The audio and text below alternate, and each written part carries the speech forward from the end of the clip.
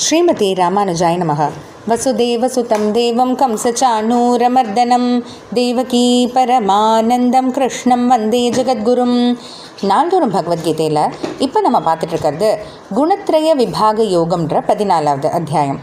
இந்த அத்தியாயத்தினுடைய பேருக்கு ஏற்றா போலேயே இந்த அத்தியாயம் முழுக்க பகவான் முக்குணங்களான சத்வம், ரஜஸ், தமஸ் இந்த 3 குணங்களை பற்றி தான் சொல்லிட்டு வராரு. இந்த குணங்கள் நம்மளை எப்படியெல்லாம் பாதிக்குதுன்னு, ஏன்னா அது தெரிஞ்சால் தானே நம்ம அது போல் நம்மளுடைய வாழ்க்கையை நடத்திக்க முடியும். இப்போது கடந்த சில ஸ்லோகங்களாக பார்த்திங்க அப்படின்னா ஒவ்வொரு குணத்தினால என்ன ஏற்படும், அதை தவிர ஒவ்வொரு குணமும் ஒவ்வொருத்தர்கிட்டேயே மாறுபட்டெல்லாம் இருக்கும். ஒவ்வொரு குணமும் உயர்ந்திருக்கும் போது மரணம் ஏற்பட்டால் என்ன நடக்கும், அந்த மரணம் ஏற்பட்டு அடுத்த பிறவிலையும் அந்த குணம் எப்படி பாதிப்பு ஏற்படும் அப்படின்றதெல்லாம் வரைக்கும் பார்த்துட்டோம். இப்போது சுருக்கமாக ஒரே ஸ்லோகத்தில் அந்த 3 குணத்தையும் பற்றி சொல்கிற மாதிரி பகவான் 17வது ஸ்லோகத்தை சொல்லியிருக்காரு.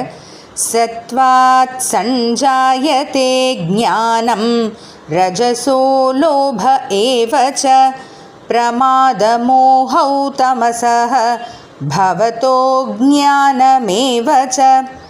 சத்வாத் சத்வகுணம் உயர இல்லைனா சத்வகுணம் வளர வளர ஞானம் சஞ்சாயத்தே, ஞானம் அறிவு வளருது அப்படின்னு சொல்கிறாரு. இதில் அறிவு அப்படிங்கும்போது நம்ம சாதாரணப்பட்ட ஒரு பள்ளிக்கூடத்துலேயோ அங்கெல்லாம் படிக்கக்கூடிய அந்த அறிவை பற்றி பகவான் சொல்லலை.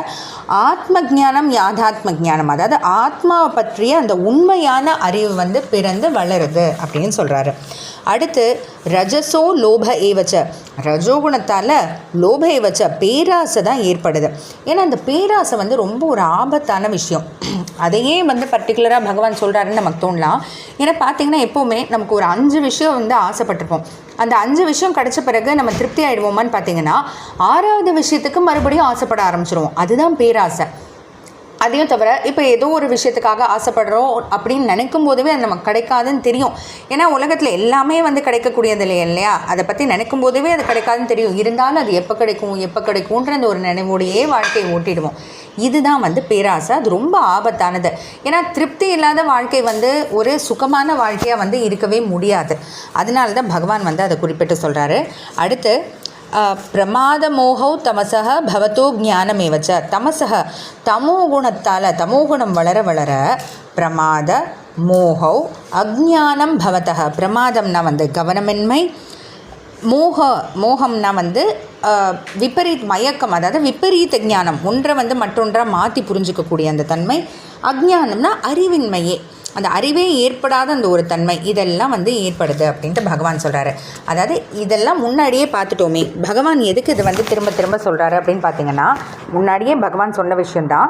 இருந்தாலும் எல்லாத்தையும் ஒரு ஸ்லோகத்தில் சொல்லிட்டு, அதாவது சத்வகுணம் இப்படிலாம் செய்யுது, ரஜோகுணம் இப்படிலாம் செய்யுது, தமோகுணம் இப்படிலாம் செய்யுது, எந்த குணத்தை நீ வளர்த்துக்கணும், எந்த குணத்தை நீ விட்டுக்கணும்னு நீ முடிவு பண்ணிக்கோ அப்படின்னு சொல்கிறா போல் பகவான் இந்த ஸ்லோகத்தை சொல்லியிருக்காரு.